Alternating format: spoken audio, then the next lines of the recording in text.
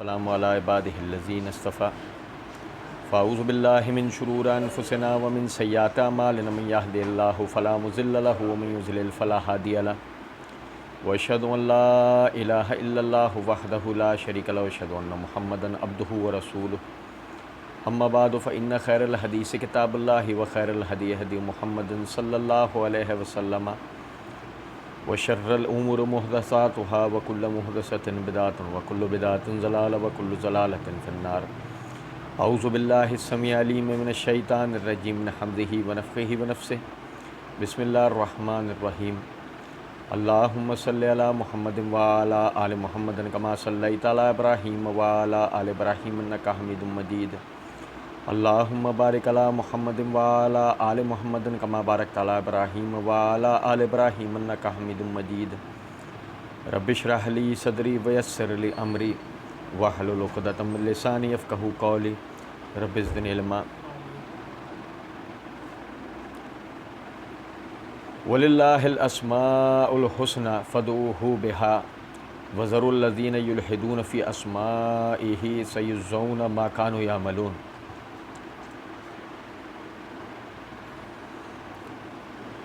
یہ اللہ رب العزت کے فضل و کرم سے سورہ اعراف کی آیت نمبر 180 آپ بھائیوں کے سامنے اس کو پڑھا ہے۔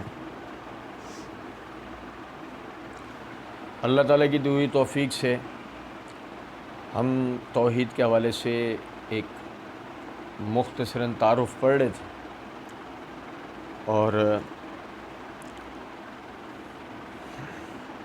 توحید کی محدثین کے ہاں، علماء اصولیین کے ہاں جو 3 اقسام ہیں، توحید ربوبیت، توحید الوہیت، توحید اسماء و صفات۔ اللہ کے فضل و کرم سے توحید ربوبیت و الوہیت کے حوالے سے ہم نے پڑھ لیا تھا۔ آج ہم اسماء و صفات کے حوالے سے شروع کر رہے ہیں پڑھنا۔ الاسماء، یہ لفظ اسم سے مشتق ہے، اور یہ میرے ہاتھ میں مفردات القرآن ہے۔ اس کے صفحہ نمبر 501 پر امام راغب اصفہانی رحمۃ اللہ علیہ نے فرمایا، الاسم کسی چیز کی علامت جس سے اسے پہچانا جائے۔ یہ اصل میں سمون ہے، کیونکہ اس کی جمع اسماؤن اور تصغیر سمیون آتی ہے، اور اسم کو اسم اس لیے کہتے ہیں کہ اس سے مسمى کا ذکر بلند ہوتا ہے اور اس کی معرفت حاصل ہوتی ہے۔ یعنی کہ ایک یعنی شے یا ہستی، ان کی وہ علامت کہ جس سے اس کی شناخت ہو، اس کے بارے میں جانا جا سکتا ہو، اس سے اس کا ذکر بلند ہوتا ہو، اس کی پہچان حاصل ہو سکتی ہو، اسے کہتے ہیں اسم۔ وہ فرماتے ہیں جیسے قرآن پاک میں اللہ رب العزت نے فرمایا، وَقَالَ ارْكُبُوا فِيهَا بِسْمِ اللَّهِ مَجْرِيهَا، جیسے کہ نوح علیہ السلام نے کہا تھا کہ اللہ کا نام لے کر یعنی اسی کے ساتھ اس کا چلنا ہے اور اس پر سوار ہونا ہے، یعنی اپنی سواری کے لیے۔ یا جیسے کہ دوسرے مقام پہ اللہ نے فرمایا، وَإِنَّهُ مِن سُلَيْمَانَ وَإِنَّهُ بِسْمِ اللَّهِ الرَّحْمَٰنِ الرَّحِيمِ، اور یہ سلیمان کی طرف سے ہے، اور یہ وہ مضمون ہے کہ جو اللہ کے نام کے ساتھ شروع ہوتا ہے، جو بڑا مہربان اور نہایت رحم کرنے والا ہے۔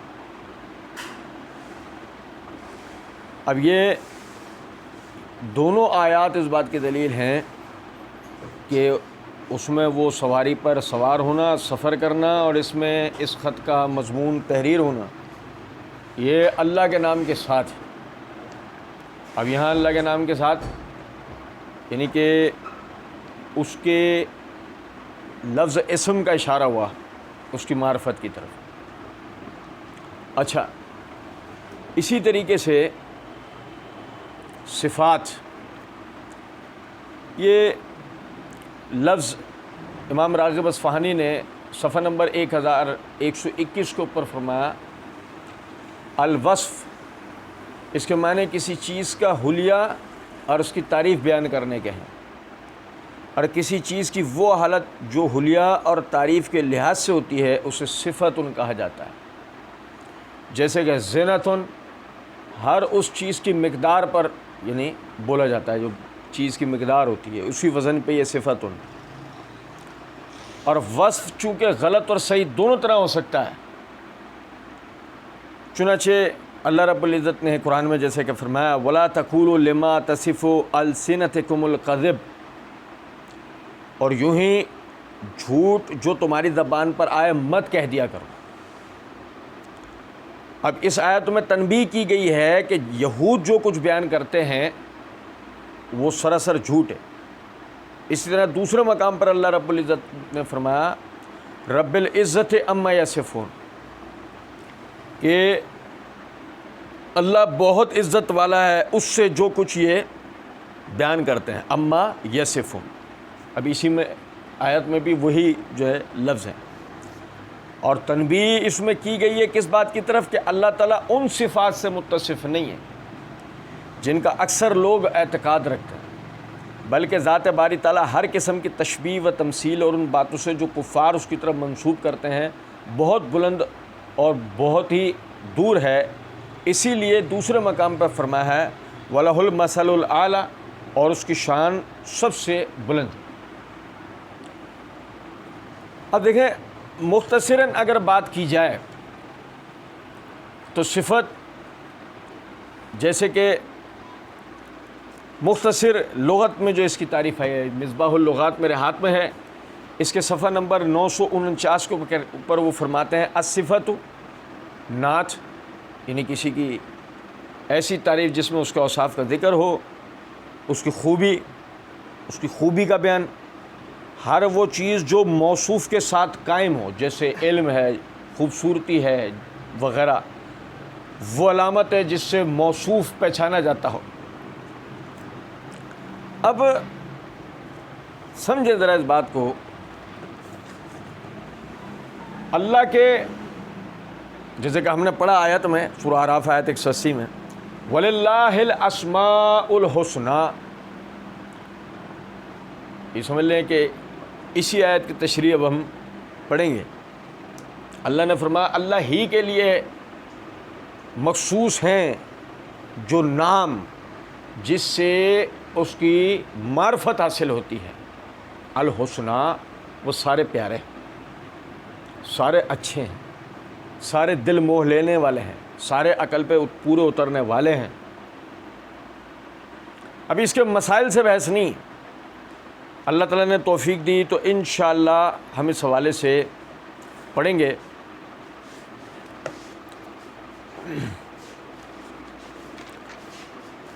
دیکھیں غور طلب نقطہ ہے،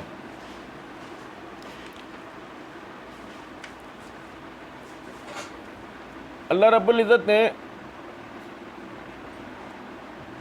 قرآن پاک کے اندر اپنے اسماء اور صفات کہ جس سے اس کی معرفت حاصل ہوتی ہے اس کا بیان کیا ہے.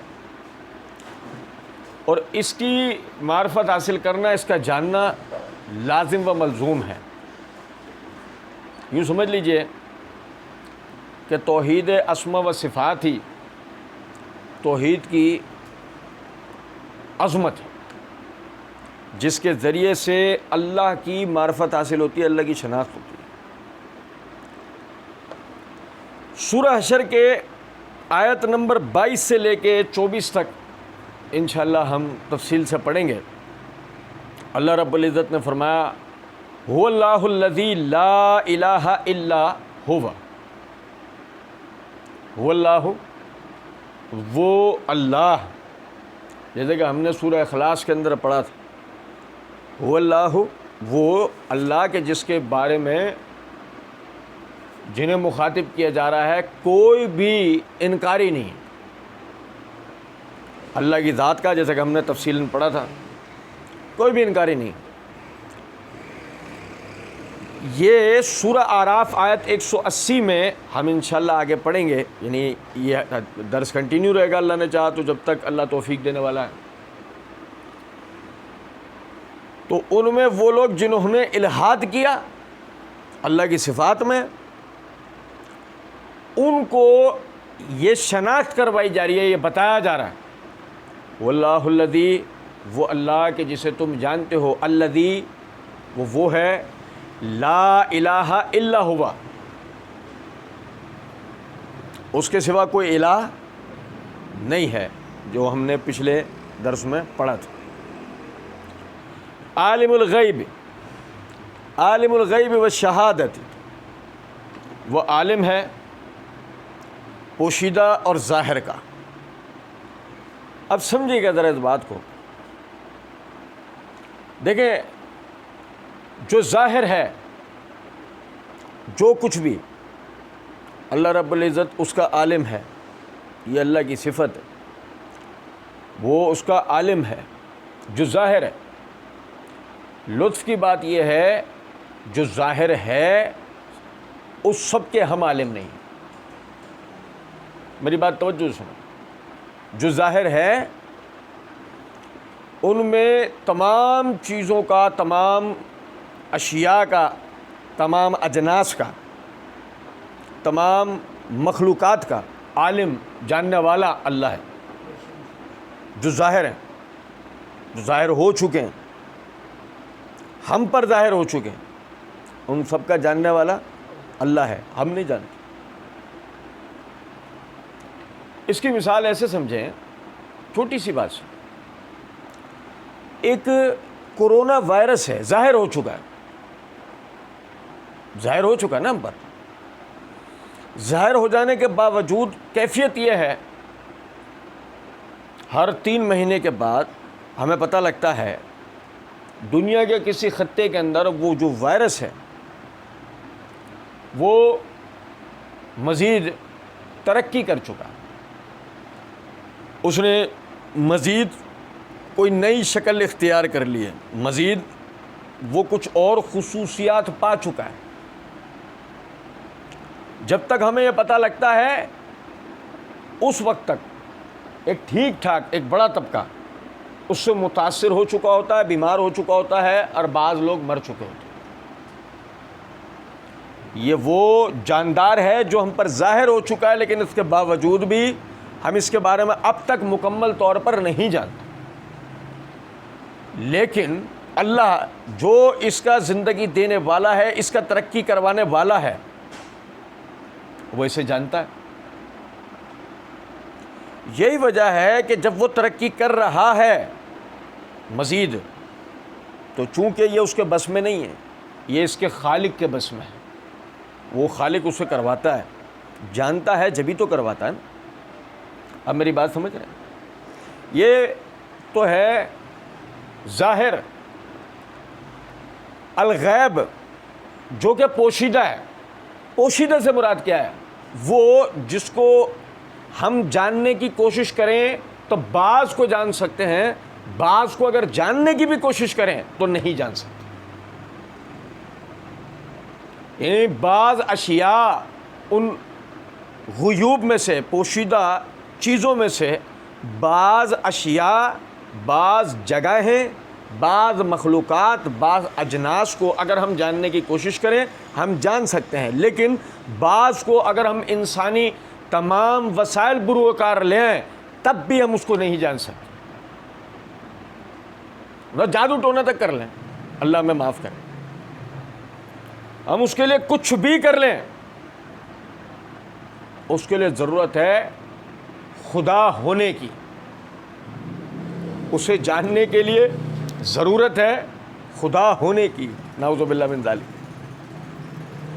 اس کی مثال بھی بہت آسان ہے، دیکھیں سمجھیں، ہماری اپنی دنیا کے اندر ایک سمندروں میں پائی جانے والی جو مخلوقات ہیں ان کے لیے ہم یہ اب تک کی جو معلومات ہمارے پاس آئی ہیں، یہ بات کی جاتی ہے کہ سمندروں میں موجود مخلوقات کا 33% ہم جان پائے ہیں۔ کتنا؟ 33% ہم جان پائے ہیں، بقیہ ابھی تک ہمارے علم میں ہی نہیں ہے کہ وہ مخلوقات کیا ہیں، کس طرح ہیں، اللہ ہی جانتا ہے، اللہ ہی جانتا ہے۔ یہ ایمان لانے والوں کا جملہ ہے، وہ کہتے ہیں ہم اس کی کھوج لگا رہے ہیں. اچھا آپ سمجھیں، میں آپ کو آج ایک بات بتاؤں. دیکھیں، جب یہ کہا جاتا ہے کہ ہم معلومات نکال رہے ہیں، ہم اس کی کھوج لگا رہے ہیں، اس سے پہلے تک جب کہ ہمیں اس کے بارے میں نہیں پتہ، بہت ممکن تھا ان میں سے جو بعض چیزیں تھیں وہ ہمارے لیے مفید تھیں،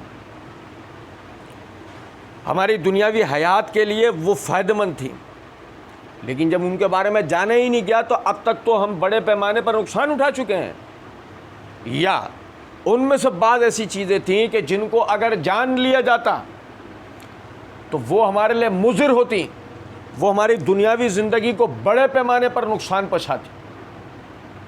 جیسے اس کی مثال ہے ایٹم ہے. ایٹم کے بارے میں جاننا ہمارے لیے بہت مفید ہے، لیکن اسی ایٹم کا بم بنا لینا یہ ہمارے لیے بہت ہی مضر ہے. ایٹمز کے بارے میں جاننا ہمارے لیے بہت مفید ہے، لیکن اسی کا بم بنا لینا یہ ہمارے لیے انتہائی انسانی تاریخ کا سب سے مضر ترین جو ہے شعبہ ثابت ہوا.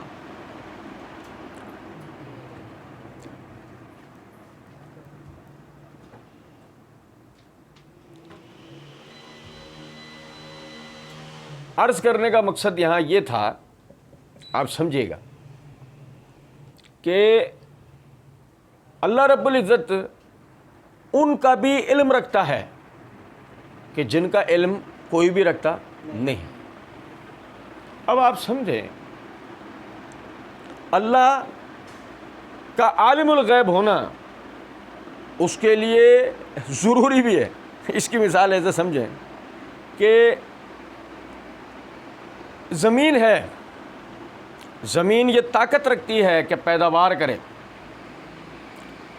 آسمان یہ طاقت رکھتا ہے کہ بادلوں کو بنائے، ہمارا آسمان یہ طاقت رکھتا ہے، زمین یہ طاقت رکھتی ہے کہ پیداوار کرے.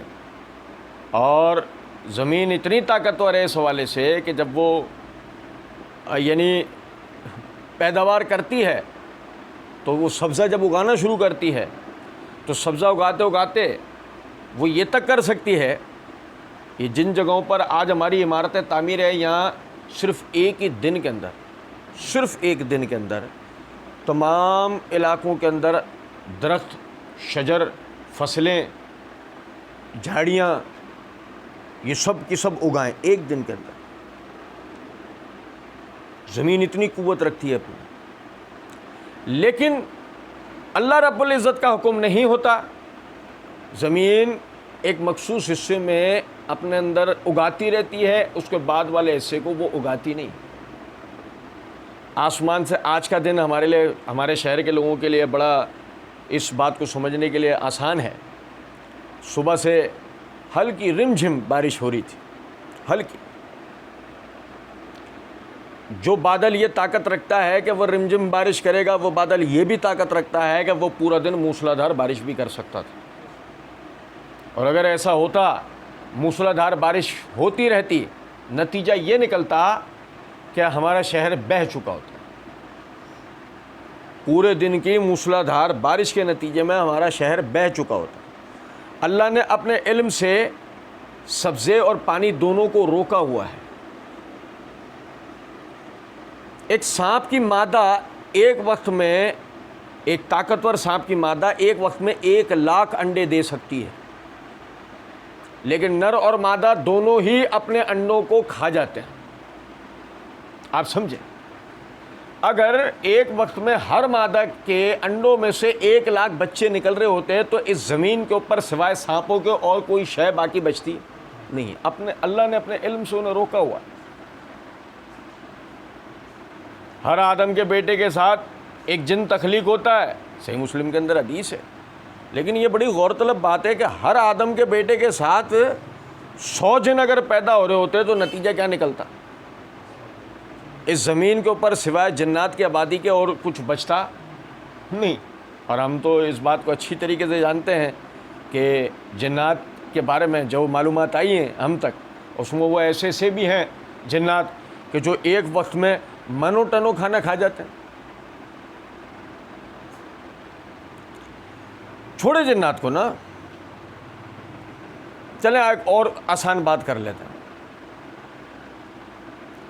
ایک بلو ویل ایک وقت میں یعنی کہ پورا دن اگر پورے دن کی اس کی خوراک کا اندازہ لگایا جائے تو اوسطاً وہ 1.5 ٹن اس کو خوراک چاہیے ہوتی ہے. 1.5 ٹن خوراک بلو ویل، ایک جوان طاقتور بلو ویل کو چاہیے ہوتی ہے. 100 فٹ لمبی ہوتی ہے، بعض مرتبہ قد اس سے بھی نکل جاتا ہے. 100 فٹ لمبی اس مخلوق کو 1.5 ٹن خوراک چاہیے پورے دن کے اندر. اور ہم جن دریاؤں سمندروں کے اندر یہ پائی جاتی ہے، جب ہم ان کے اندر دیکھتے ہیں تو پورے قبیلے ان کے ایک ساتھ نظر آتے ہیں.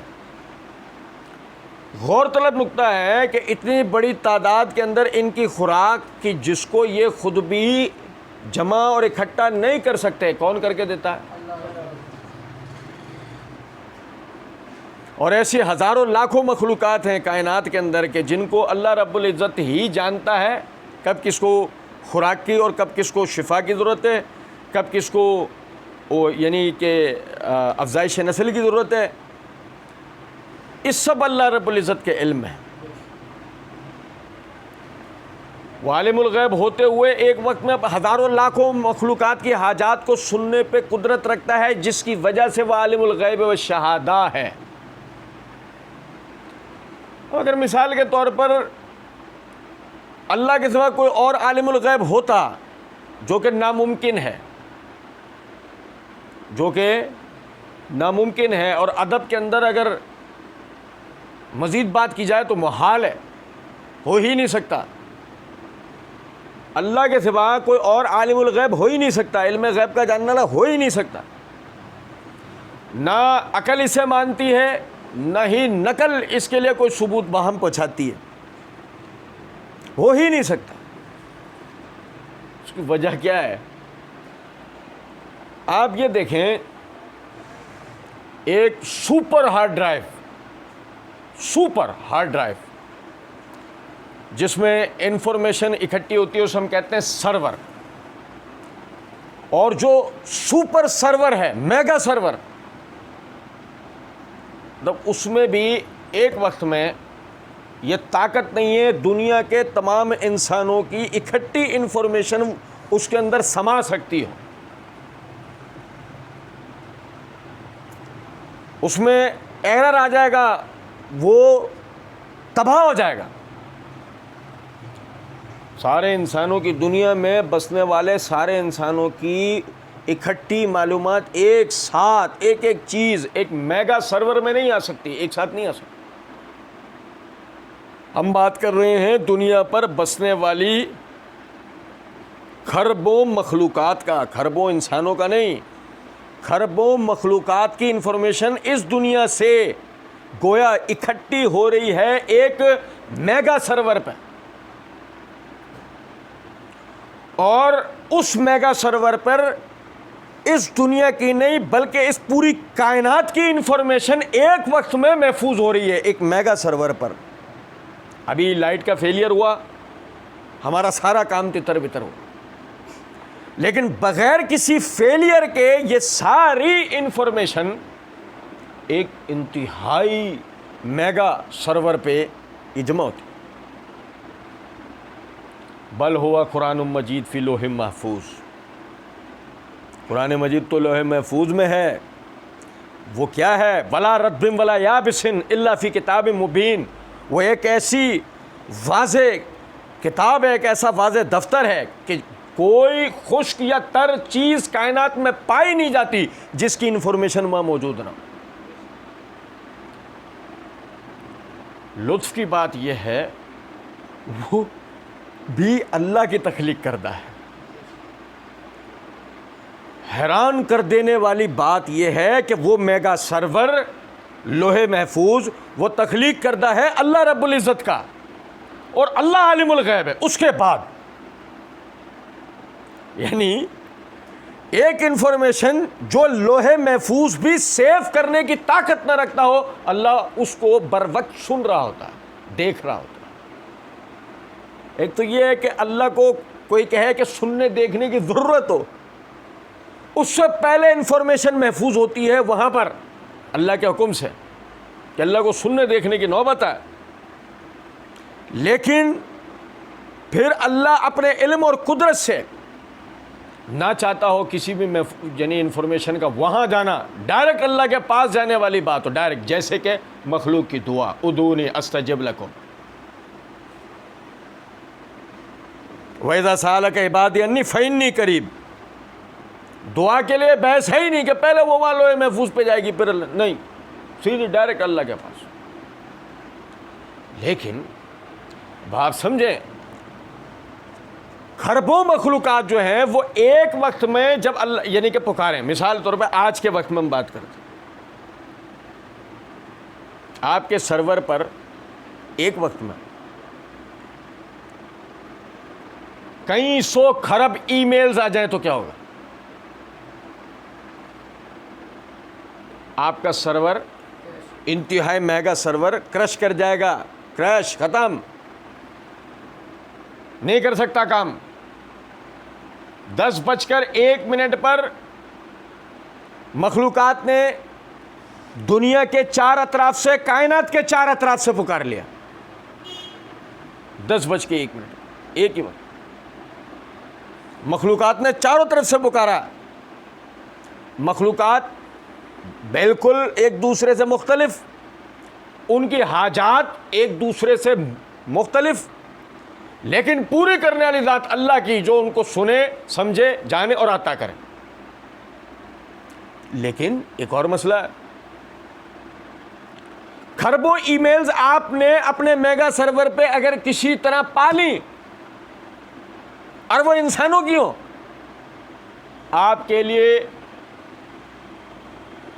پہلے سے دوسرا چیلنجنگ مسئلہ آ چکا ہوگا، اور وہ یہ ٹرانسلیٹ کیسے کریں گے؟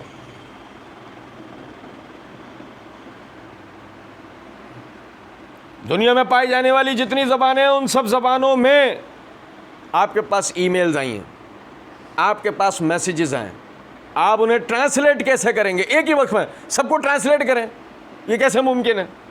یہ ممکن ہی نہیں ہے۔ آپ کے پاس ایسا دنیا میں کوئی ٹرانسلیٹر ہی نہیں ہے جو دنیا کی ساری زبانیں جان کر ان کا ترجمہ کر سکتا ہو ایک ہی وقت میں، ہے ہی نہیں۔ اور پھر تیسرا مرحلہ جو آپ کے لیے اس سے زیادہ چیلنجنگ ہے، پہلی دو سے زیادہ چیلنجنگ ہے، کہ یہ ای میل صرف انسانوں کی طرف سے نہیں آئی ہیں، میسیجز صرف انسانوں کی طرف سے نہیں آئے ہیں، وہ تو ساری جانداروں کی طرف سے آئے ہیں۔ کائنات کے اندر جتنے جاندار بستے ہیں ان سب کی طرف سے میسیجز آپ کے پاس آ چکے ہیں۔ پہلے تو آپ سمجھو گے وہ بول کیا رہا ہے، پھر ٹرانسلیٹ کرو، پہلے تو اس کی آواز آ جائے آپ کو کسی طرح۔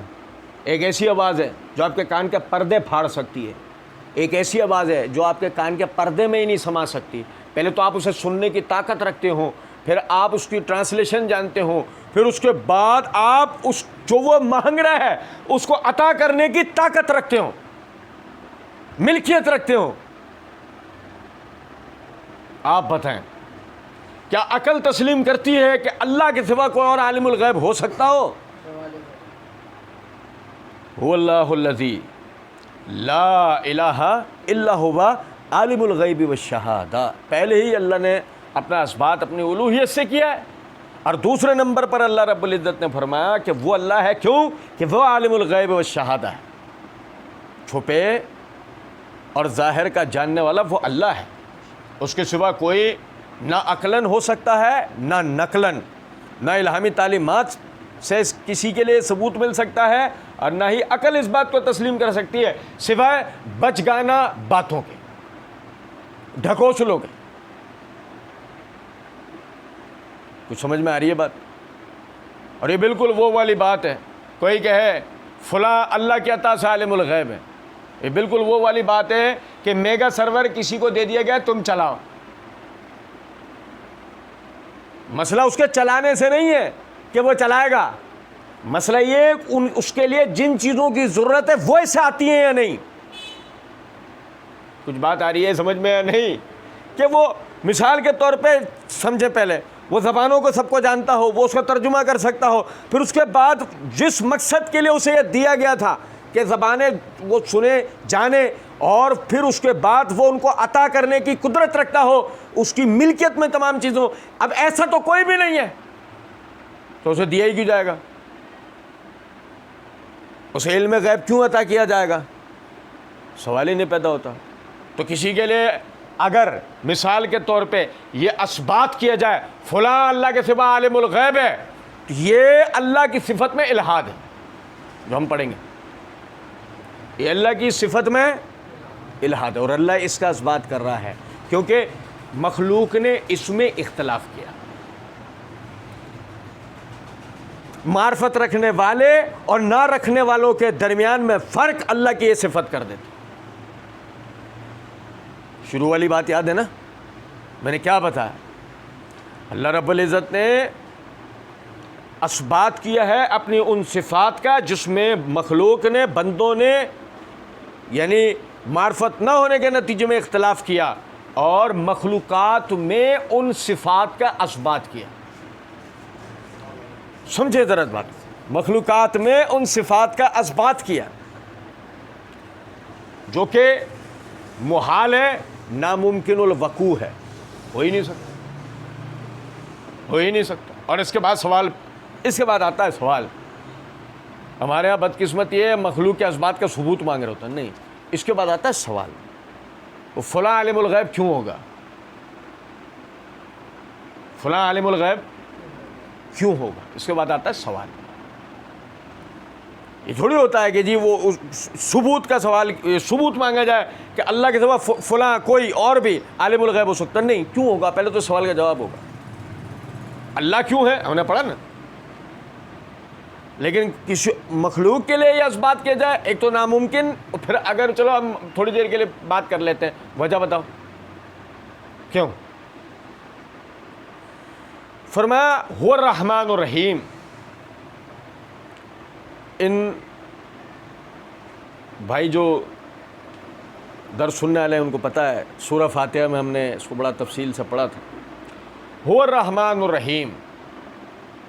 الرحیم اللہ کی صفت، حالانکہ ہمیں پہلے رحمان کو پڑھنا چاہیے لیکن میں پہلے آپ کو رحیم کو بتا رہا ہوں، یعنی اس صفت کے بارے میں بتا رہا ہوں.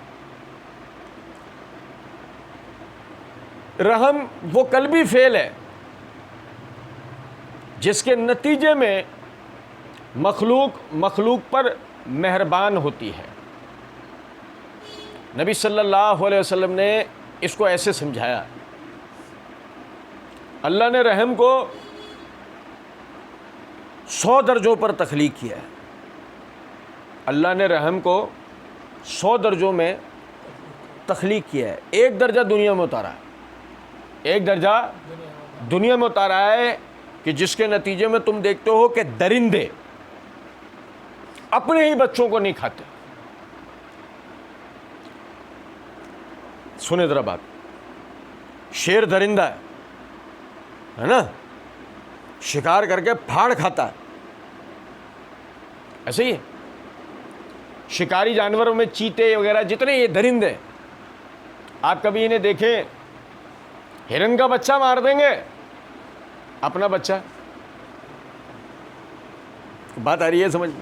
فرمایا کہ ایک درجہ اللہ رب العزت نے رحم کا دنیا میں اتارا ہے جس کی وجہ سے تم دیکھتے ہو کہ درندے اپنے ہی بچوں کو نہیں کھاتے. آپ دیکھیں گھوڑی کے پچھلے حصے پر آپ ہاتھ رکھیں وہ پیر مارے، گھوڑی کے پچھلے حصے پہ ہاتھ رکھیں وہ فوراً پیر مارے، لیکن اسی پچھلے حصے کے ساتھ اس کا بچہ چپکے ہوئے کھڑا رہتا ہے، ماں اس کو اف تک نہیں ہونے دیتی، کچھ بھی نہیں کرتی. یہ رحم ہے. اور صحیح بخاری کے اندر حدیث ہے، نبی صلی اللہ علیہ وسلم ایک سفر سے واپسی میں صحابہ کرام رضوان اللہ علیہ مجمعین کے ساتھ ایک جگہ تشریف فرما تھے. سخت سردی کا ایام تھے، لوگ آگ کے علاوہ روشن کر کے گرمی حاصل کرنے کے لیے بیٹھے ہوئے تھے. ایک عورت ادھر سے ادھر بھاگتی پھر رہی تھی.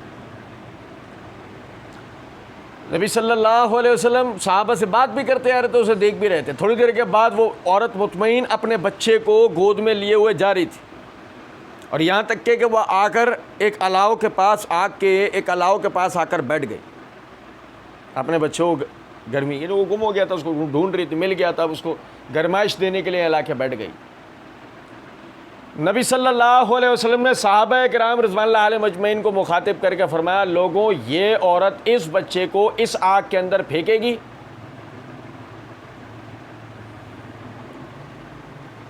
میں عموماً کہا کرتا ہوں کہ دیکھیں صحیح بخاری کے اندر حدیث ہے، نبی صلی اللہ علیہ وسلم نے فرمایا کہ اللہ رب العزت نے مجھے جوامع القلم بنا کر بھیجا ہے، کہ آپ ایک کلمہ اپنی زبان سے ادا کریں گے اور اس میں پورے واقعے کو بیان کر دیں گے۔ اللہ نے آپ کو یہ ایک معجزہ اور یہ فضیلت عطا کی۔ دنیا میں سب سے زیادہ جامع ترین زبان اگر کسی شخصیت کی ہے تو وہ محمد الرسول اللہ صلی اللہ علیہ وسلم کی۔ نبی صلی اللہ علیہ وسلم نے فرمایا یہ عورت اس بچے کو اس آگ میں پھینک سکتی ہے۔ یہ عورت سے مراد کیا ہے کہ جس کو تھوڑی دیر پہلے دیکھا جا رہا تھا کہ وہ ادھر سے ادھر بھاگتی پھر رہی تھی اپنی لاچارگی میں۔ لاچارگی کیا تھی؟ بچے کو ڈھونڈنا جو اس کی فطرت میں ہے، شفقت، مامتا، رحم۔ یہ بچہ اس کا مطلوب تھا، اس کے لیے سب کچھ کر رہی تھی یہ عورت، یہ بچہ۔ وہ آگ جو اتنی آرام سے کسی کو جلا سکتی، وہ تو ایک لکڑیاں جلا کے ایک الاؤ روشن کیا ہے۔ بچے کو اگر اس میں پھینک دیا گیا، بچہ نصف گھنٹے تک روتا رہے گا، اس میں چیختا رہے گا، پوری طرح جلے گا؟ پوری طرح جلے گا تھوڑی، اس میں جلتا رہے گا۔ ہو سکتا ہے گھنٹے بھر بھی روتا رہے، پوری طریقے سے جل نہیں پائے گا، کیونکہ وہ تو ایک ایسا الاؤ روشن کیا گیا ہے جس میں آدمی اپنے ہاتھ سیک لے، گرمائش حاصل کر لے۔ یہ عورت اس بچے کو اس آگ میں پھینک سکتی ہے؟ صحابہ کرام رضوان اللہ علیہ مجمعین نے فرمایا اللہ کے رسول اسی بچے کے لیے تو ادھر سے ادھر ماری پھر رہی تھی، اسے کیسے پھینک دے گی؟ نبی صلی اللہ علیہ وسلم نے فرمایا اللہ رب العزت اپنے بندے کے لیے بالکل اس عورت کی طرح ہے۔ وہ نہیں چاہتا کہ وہ اپنے بندے کو جہنم میں بھیجے، بندہ خود جانا چاہتا ہے۔ بات آ رہی ہے سمجھ میں؟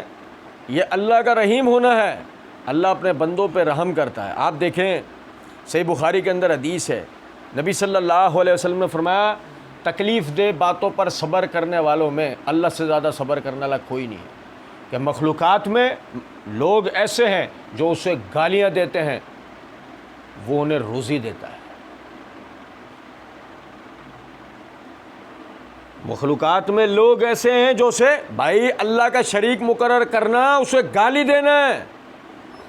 ابھی شرک سے بحث نہیں ہے، لیکن میں ایک بات بتا رہا ہوں، اللہ کا شریک مقرر کرنا، اسے گالی دینا ہے، لیکن اس کے بعد وہ اللہ روزیاں دے رہا ہوتا ہے، کھانے پینے کو دے رہا ہوتا ہے۔ یہ اس کا رحیم ہونا ہے۔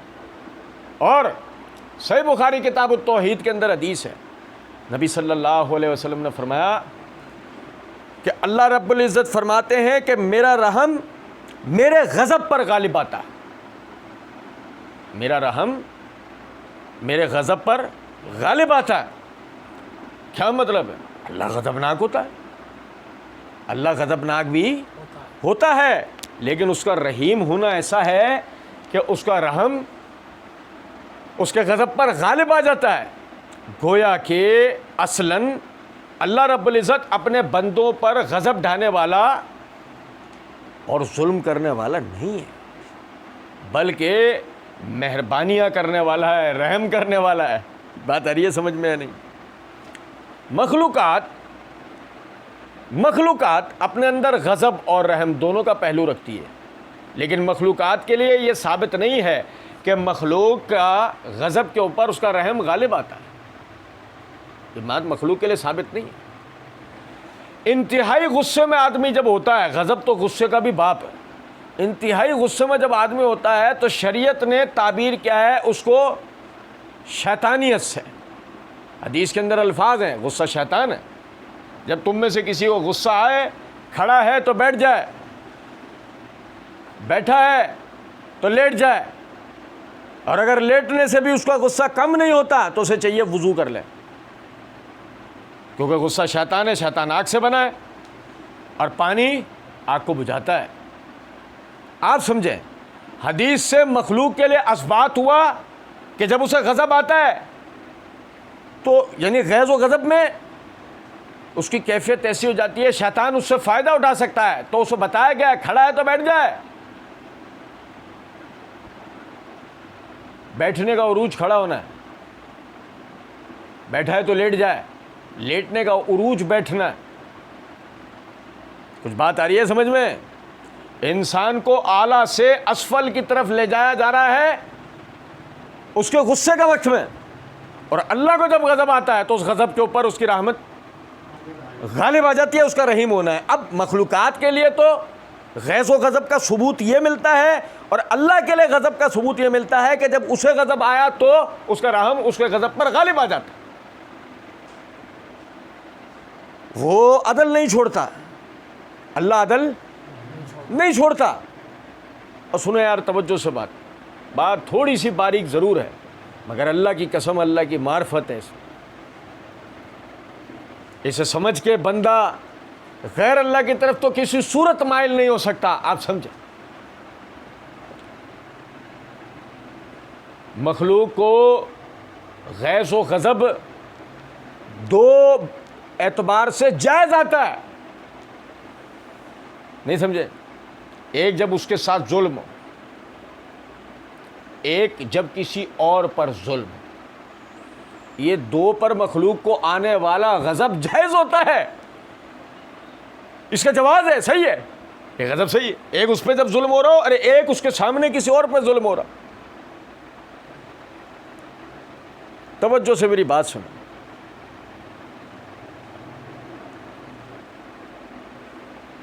فرض کر لیتے ہیں فرعون یسوع مسیح کو اللہ کا بیٹا مانتا، بھائی میری بات توجہ سنو، فرعون یسوع مسیح کو اللہ کا بیٹا مانتا اور یسوع مسیح کے وسیلے سے اللہ سے دعائیں کرتا، اور یسوع مسیح اللہ کے ہاں وسیلہ ہوتے۔ میری بات توجہ سنیں، فرعون یسوع مسیح کو اللہ کا بیٹا مانتا اور یسوع مسیح اللہ کے ہاں وسیلہ ہوتے، اور فرعون کی حاجتیں اللہ کی بارگاہ میں سفارش کر کر کے یسوع مسیح قبول کروا رہے ہوتے، پوری کروا رہے ہوتے۔ کیا یہ بات کسی طرح بھی سمجھداری کی ہے؟ میری بات سنیں، میری بات سنیں، یسوع مسیح کے آبا و اجداد کو فرعون نے ذبح کروایا، اور بھائی میری بات توجہ سنیں، میں کیا کہہ رہا ہوں۔ یسوع مسیح کے آبا و اجداد کو، یہاں آبا و اجداد سے مراد ان کے باپ نہیں ہے، ان کی والدہ کے باپ دادا ہیں۔ یسوع مسیح کا تو باپ ہی نہیں تھا نا، تو بھائی سنیں، یسوع مسیح کا تعلق بنی اسرائیل سے تھا، ان کی والدہ بنی اسرائیلی تھی، اور سمجھیں فرعون بنی اسرائیلیوں کو فرعون نے ذبح کروایا، اجتماعی ان کی عورتوں کی عصمت دریاں کروائیں، قانون بنا، اس کے لیے قانون سازی کر دی گئی، قانون ہے یہ کہ قبطیوں کے اوپر یہ بالکل جائز ہے کہ وہ بنی اسرائیلی عورتوں کی عصمت دری کریں، ان کے جو لوگ ملیں بڑے بوڑھے اور عورتیں بوڑھے بچے مرد قتل کر دیں، پرواہ نہیں، کسی قبطی کی کوئی یعنی کہ پکڑ ہی نہیں ہے، جائیں پانی پئیں۔ توجہ طلبات، لو بھائی، فرعون بیٹھا اور اس نے اپنے دونوں ہاتھ اس طرح کیے، یا یسوع مسیح آپ کو پکار رہے ہیں، ہم آپ کو اللہ کا بیٹا مانتے ہیں، آپ ہماری مدد کر دیجئے، اور یسوع مسیح اس کی پکار سن کے اس کو عطا کرے، کیونکہ پادری صاحب ہمیں یہ بتا رہے ہیں کہ وہ تو مخلوق پہ انتہائی رحیم و شفیق ہے، وہ تو مخلوق کا کفارہ بن کر آئے تھے۔ سمجھے ہو یا نہیں سمجھے ہو؟ لو بھائی، یسوع مسیح ظالم کے ساتھ کھڑے ہیں، مظلوم کے مقابلے میں. یسوع مسیح تجھ سے ہی مددگار ہے، بنی اسرائیلیوں کے خلاف سارے بنی اسرائیلیوں کو ہلاک کر دیں گے. بھائی یسوع مسیح سنیں گے؟ وہ یار سمجھے ہی نہیں بات. یسوع مسیح فرعون کی پکار کو سنیں گے، فرعون کے لیے واسطہ وسیلہ بنیں گے، اس کی سفارش کریں گے.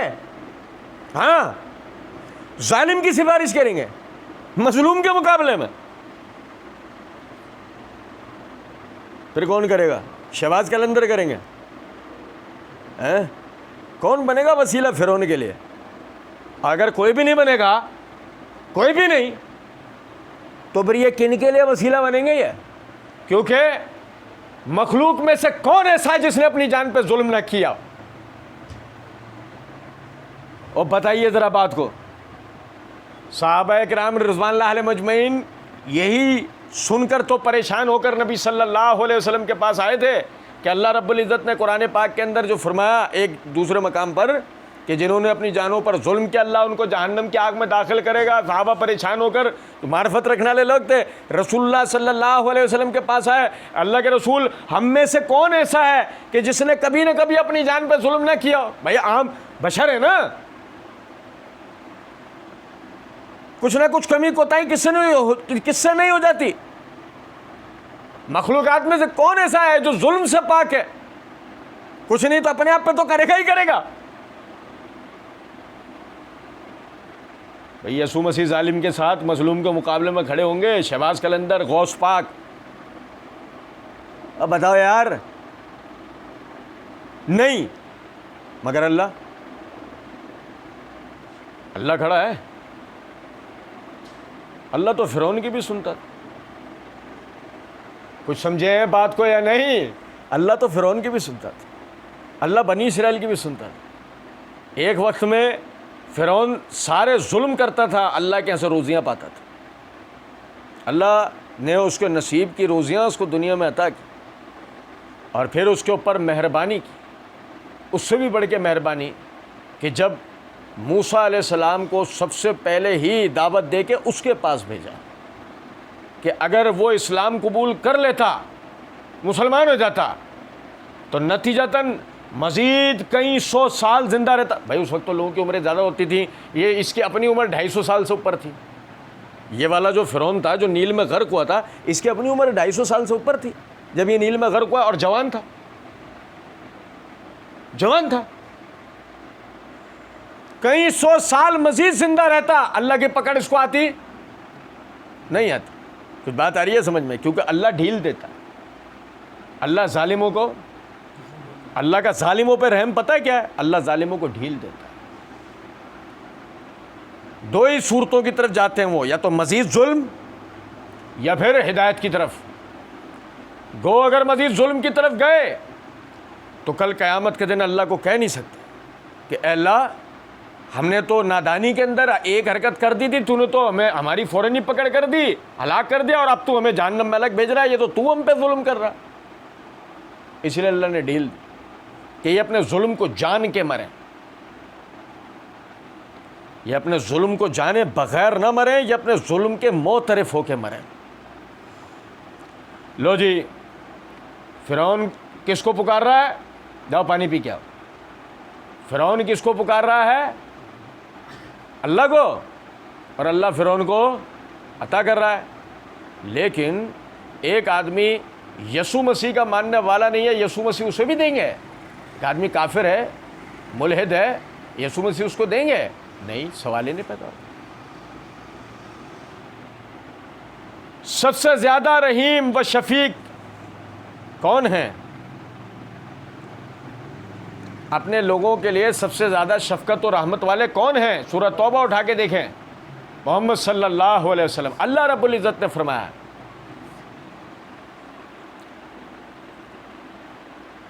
رؤوف الرحیم بالمؤمنین، کہ وہ شفقت کرنے والے اور رحم کرنے والے مومنین کے اوپر. اپنے لوگوں کے لیے رسول اللہ صلی اللہ علیہ وسلم سے زیادہ رحم کرنے والا کوئی بھی نہیں تھا. لیکن صحیح بخاری کے اندر حدیث ہے کہ ایک مخصوص ایک قبیلہ تھا، اس کے لوگ ایک بیماری میں مبتلا نبی صلی اللہ علیہ وسلم کے پاس لائے گئے. اور نبی صلی اللہ علیہ وسلم نے صحابہ کرام رضوان اللہ علیہ مجمعین کو حکم دیا کہ ان کو لے جاؤ استبل میں. بس وہ بیماری ایک مخصوص قسم کی بیماری ہوتی ہے کہ جس میں پھیپھڑوں میں پانی بھرنا شروع ہو جاتا ہے. ایسے مریض کو اونٹنی کا دودھ اور پیشاب ملا کر پلایا جاتا ہے تو اس کی بیماری ختم ہو جاتی ہے. نبی صلی اللہ علیہ وسلم نے کہا ان کو اونٹوں کے استبل کے اندر لے جاؤ اور ان کا علاج کرو. جب وہ لوگ شفا یاب ہو گئے تو انہوں نے نبی صلی اللہ علیہ وسلم کے صحابی جو کہ استبل کے چرواہے تھے، سنبھالنے والے تھے، نگہبان تھے، ان کو پکڑا، ان کے ہاتھ پیر توڑے، ان کی آنکھوں میں گرم سلائیاں گھسیڑ دیں، ان کی آنکھیں پھوڑ دیں. اس حالت کے اندر، اس زخمی حالت میں تڑپتا ہوا، ادمرا، مرتا ہوا، آخری سانسیں لیتا ہوا چھوڑ کر سارے جانور لے کر ریگستان کی طرف بھاگے. نبی صلی اللہ علیہ وسلم کو اللہ رب العزت نے وحی کے ذریعے خبردار کیا اور آپ نے صحابہ کرام رضوان اللہ علیہ مجمعین کو کہا کہ ایسے ایسے تم لوگ نکلو اس رستے سے، وہ لوگ بھاگ رہے ہیں، ان کو سوارو، ان کو سواریوں سمیت پکڑو، گھیر لو ان کو، میں وہیں آ رہا ہوں. نبی صلی اللہ علیہ وسلم سے پہلے صحابہ نکلے، انہیں پکڑ لیا رستے میں، پیچھے نبی صلی اللہ علیہ وسلم پہنچے. آپ نے ان سے جا کے پوچھا کہ تم نے ان کے وہ جو چرواہے تھے، اس صحابی جو تھے، تم نے ان کے ساتھ اس طرح کیا؟ انہوں نے اعتراف کیا کہ ہاں ہم نے کیا ہے. نبی صلی اللہ علیہ وسلم نے قرآن کی آیت کتب علیکم القصاص فی القتل الحر بالحر والعبد بالعبد والانثى بالانثى کے تحت کہ تم پر اپنے مقتولوں کے قتل کا بدلہ لینا فرض کیا گیا ہے، قصاص لینا فرض کیا گیا. یہ بدلہ وہ نہیں ہے کہ ہم سمجھیں کہ قانون ہاتھ میں لیں اور کسی کو بھی گولی مار دیں، نہیں. یہ شرعی گورنمنٹ کے اندر خلیفۃ المسلمین کا ہاتھ ہوتا ہے کہ وہ مرنے والے یا نقصان پہنچانے والے کو دوسرے سے قصاص دلواتا ہے. تو قصاص والی آیت پہ عمل کرتے ہوئے نبی صلی اللہ علیہ وسلم نے سلاخیں گرم کروائیں، صحابہ کو حکم دیا ان کے ہاتھ پیر مخالف سمتوں سے توڑ دو.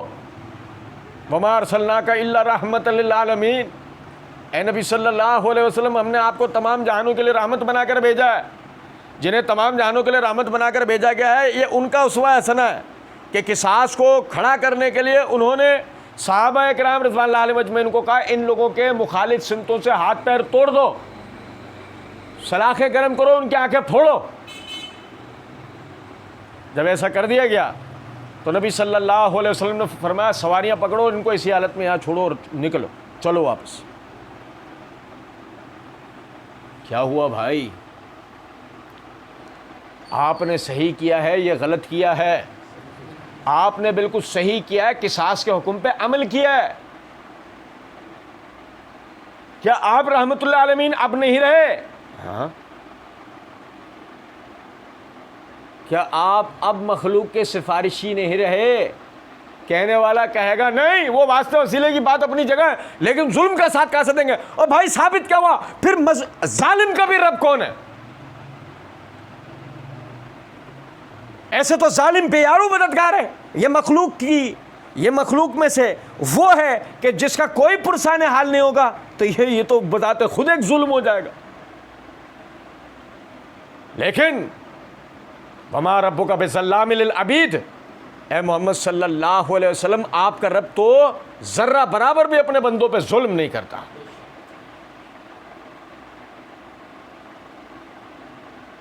ظالموں کا بھی مددگار کون ہے؟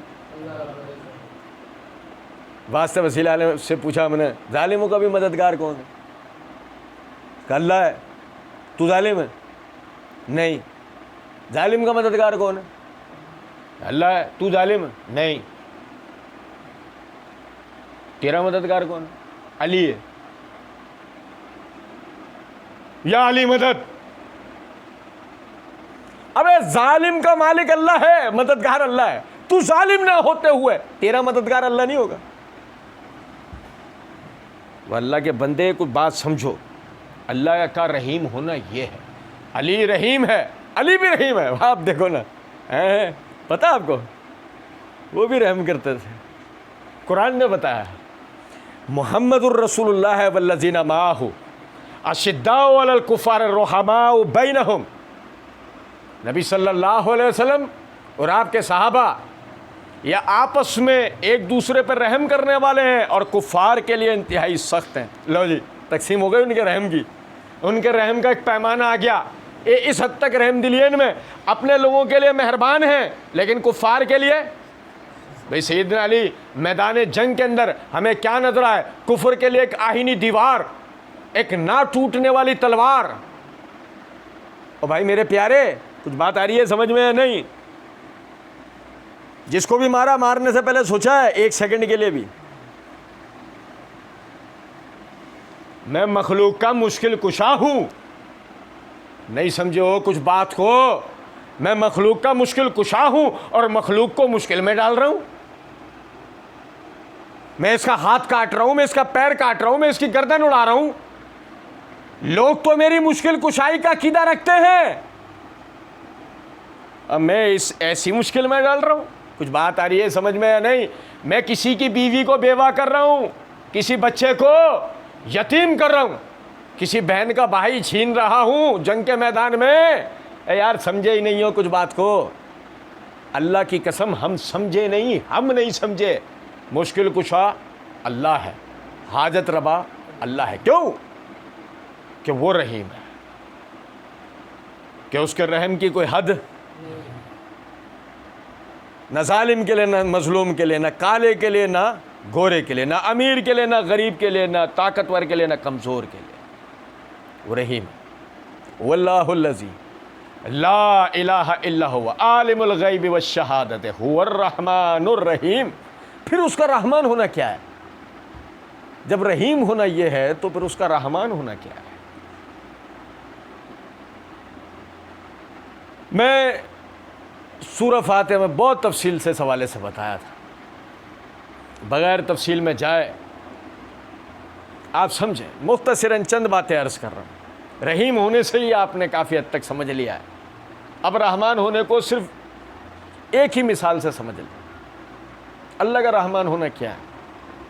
آپ دیکھیں کہ نبی صلی اللہ علیہ وسلم مسجد نبوی میں آپ تشریف فرما ہیں اور آپ باقاعدہ یہ بات فرما رہے ہیں, لوگوں تم میں سے بعض سفارش کرتے ہیں, میرے پاس آتے ہیں, فلاں فلاں کی سفارش کرنے آ رہا ہوتا ہے. یاد رکھو اس بات کو, محمد کی بیٹی فاطمہ بھی چوری کرے گی, اس کے بھی ہاتھ کاٹے جائیں گے.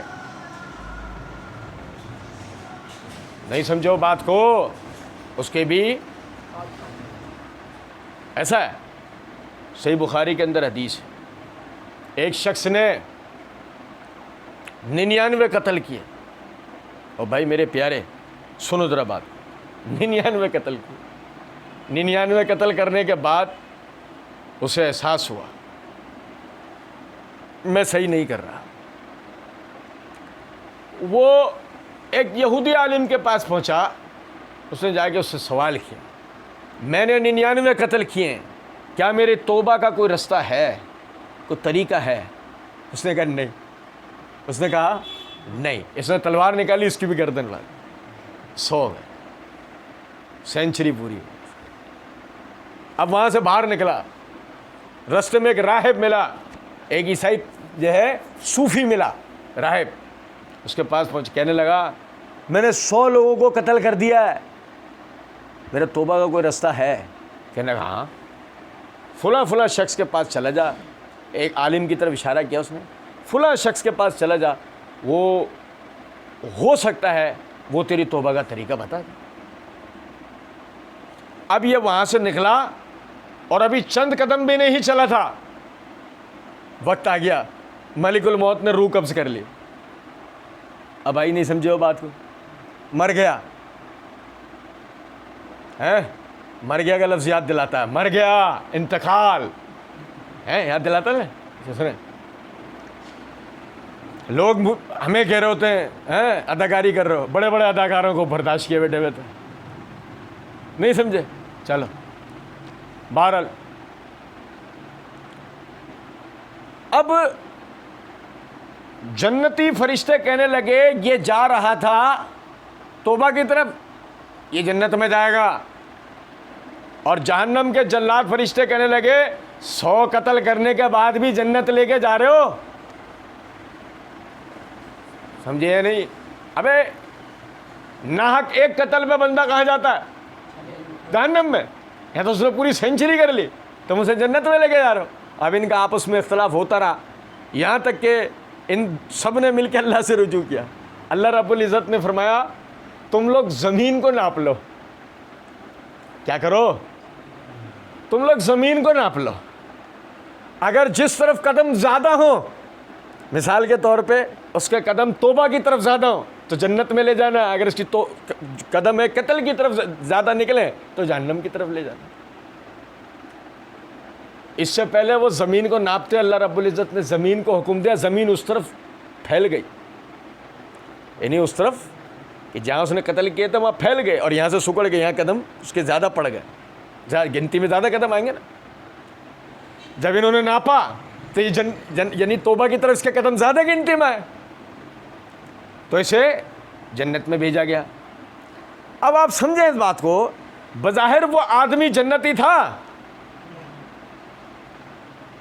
لیکن صحیح بخاری کی وہ مشہور حدیث ثابت ہوئی کہ جو نبی صلی اللہ علیہ وسلم نے فرمایا جب بندہ اپنے رب کی طرف ایک ہاتھ بڑھاتا ہے اللہ اس کی طرف دونوں ہاتھ بڑھاتا ہے. وہ ایک قدم چل کر اللہ کی طرف جاتا ہے اللہ اس کی طرف دوڑ کر آتا ہے. آپ سمجھیں اس بات کو، اس نے توبہ کے لیے صرف نیت کی خلوص کے ساتھ. یہ ہے اللہ کا رحمان ہونا. اللہ نے اس کے لیے توبہ کا رستہ بھی آسان کرا اور اللہ نے اس کو جنتی بھی کر دیا. یہ ہے 100 قتل کے بعد اللہ کی مہربانی. یہ ہے اس کا رحمان، یہ ہے اس کا رحمان ہونا. جو صحیح بخاری کے اندر آتا ہے طوائف کا، کہ وہ جب طوائف تھی ساری عمر گناہ کے کام کرے، ایک دن اپنے یعنی کوٹھے کی بالکنی سے نیچے جھانک رہی تھی، نظر پڑی ایک کتا یا بلی، غالباً مجھے صحیح یاد نہیں ہے کتا ہے یا بلی. پیاس کی شدت سے ادمرا عورت جلدی سے نیچے اتر کے گئی کنویں میں سے، اپنے موزے میں نکال کے نا اپنا موزہ کنویں میں سے پانی بھرا، اس کو پانی پلایا، پانی پلا کے واپس آئی، اسی رات کو مر گئی. اللہ نے اس کو جنت میں داخل کر دیا. کتے کو پانی پلانے کے نتیجے میں اللہ نے اسے کہاں بھیج دیا؟ وہ حدیث ثابت ہو گئی تم زمین والوں پہ رحم کرو اللہ آسمانوں سے تم پر رحم کرے گا.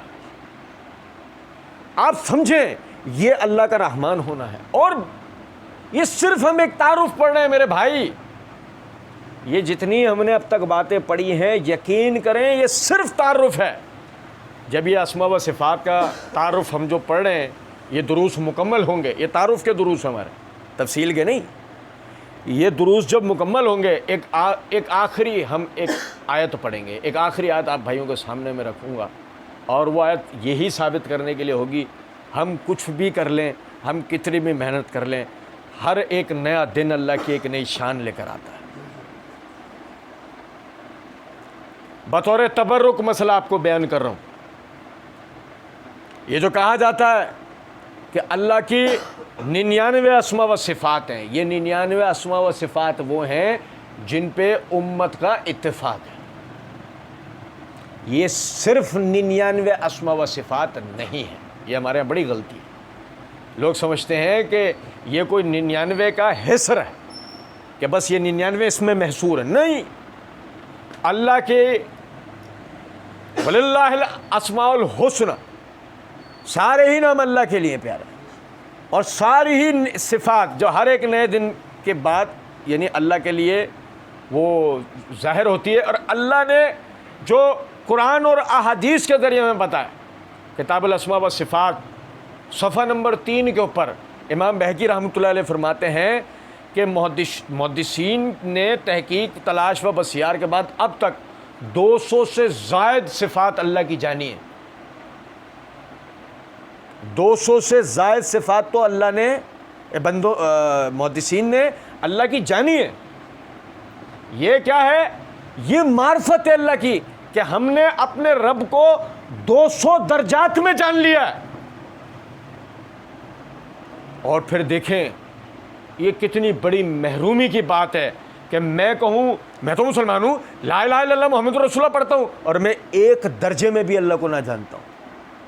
ایک درجہ. آپ اندازہ کریں اس بات سے. یہ کہنا کہ منکر نکیر آئیں گے، قبر میں سوالات کریں گے، پوچھیں گے من ربوں کا، کہہ دوں گا اللہ. مذاق چل رہا. یاد رکھیے اس بات کو، آپ اللہ کی معرفت رکھتے ہوں گے تو منکر نکیر کے جواب میں کہیں گے ربی اللہ، میرا رب اللہ ہے. گو آپ اگر اللہ کی معرفت نہیں رکھتے ہوں گے، آپ اس سوال کا جواب کبھی بھی نہیں دے سکتے. یہ درس ہمارا کنٹینیو ہے، مزید انشاءاللہ اگلی جمعرات کو ہم یہیں سے شروع کریں گے. اللہ رب العزت سمجھنے اور عمل کرنے کی توفیق دے. وما علینا الا البلاغ.